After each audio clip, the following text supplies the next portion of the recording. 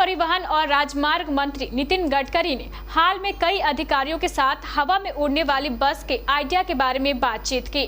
सरकार इस पर आगे बढ़ रही है, इसकी जानकारी उन्होंने खुद दी है। लेकिन क्या आप जानते भी हैं कि हवा में उड़ने वाली बस यानी कि एरियल ट्रामवे होती कैसी है या ये कैसे काम करती है? देखिए रिपोर्ट। सड़क परिवहन और राजमार्ग मंत्री नितिन गडकरी ने हाल में कई अधिकारियों के साथ हवा में उड़ने वाली बस के आइडिया के बारे में बातचीत की। सरकार इस पर आगे बढ़ रही है, इसकी जानकारी उन्होंने खुद अपने एक ट्वीट में दी है। एरियल ट्रामवे एक अत्याधुनिक ट्रांसपोर्ट फैसिलिटी है।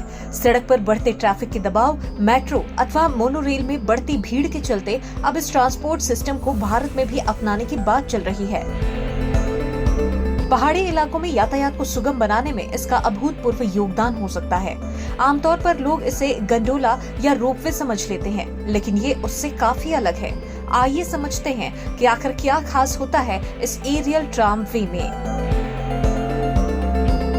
अगर आपने कभी पहाड़ों की यात्रा की होगी तो रास्ते में किसी गांव के आसपास नदी या खाई पार करने के लिए लोगों को रस्सी के सहारे खुद को या सामान को खींचकर लाते देखा होगा। इसमें दोनों छोर से एक रस्सी को स्थायी तौर पर बांध दिया जाता है, जबकि एक रस्सी के सहारे इंसान अपने वजन के बराबर की ताकत का इस्तेमाल करके खुद को या सामान को खींचता है। अब अगर इसी मैकेनिज्म को आप इलेक्ट्रिक मोटर या ट्रैक्शन कंट्रोल यूनिट से जोड़ दें तो बन जाती है आज के जमाने की एरियल ट्रामवे। अगर आप कभी जम्मू कश्मीर में गुलमर्ग या उत्तराखंड में औली आए हैं तो आपने गंडोला का सफर किया होगा। विदेशों में कई टूरिस्ट स्पॉट पर इसे लगाया जाता है, खास करके पहाड़ी इलाकों में। लोग इसी को एरियल ट्रामवे समझ लेते हैं, लेकिन ये गंडोला है, न कि एरियल ट्रामवे।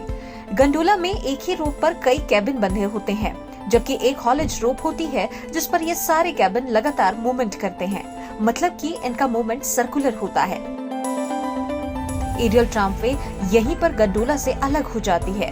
सामान्य तौर पर एरियल ट्रामवे में एक रूट पर 2 ही कैबिन होते हैं। लोहे के रस्सों पर बंधे ये कैबिन मूवमेंट के लिए एक दूसरे के पूरक के तौर पर काम करते हैं। जब एक कैबिन ऊपर आता है तो दूसरा कैबिन नीचे जाता है। इसमें कैबिन सर्कुलर मूवमेंट में न चलकर आगे और पीछे के डायरेक्शन में ही चलते हैं।